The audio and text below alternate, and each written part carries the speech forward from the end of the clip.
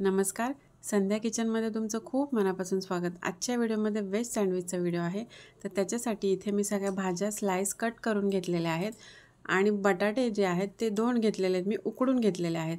आणि सगळ्यात आधी आता चटणी बनवायला घ्यायची आहे। तर मी 2 चमचे ओलं खोबरं घेते आणि अद्रक घ्यायचा एक छोटा तुकडा, कोथिंबीर, पुदिना आणि 2 हिरव्या मिरच्या घ्यायच्यात।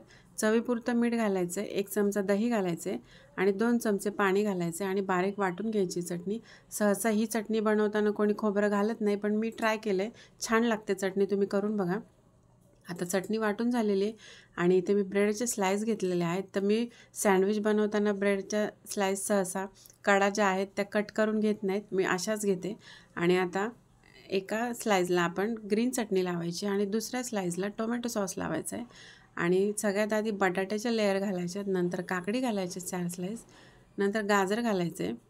असं केल्यामुळे तरी मुलं खातात।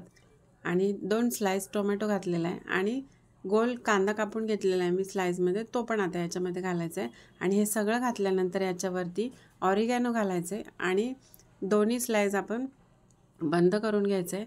आणि पॅन गरम झालेला आहे, त्याच्यावर तूप घातलेलं आहे मी, साजूक तूप।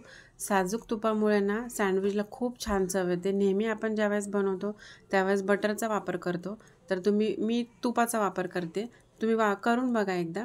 आणि खूप असं मस्त कुरकुरीत होत नाही ना तोपर्यंत सँडविच बनवून घ्यायचे। आता मी ट्रायंगलमध्ये कट करून घेते, वरनं चीज घालायचे फक्त आणि आपलं सँडविच तयार आहे। तुम्ही घरी नक्की ट्राय करा आणि व्हिडिओ आवडल्यानंतर व्हिडिओला लाईक, शेअर, सबस्क्राईब करायला विसरू नका।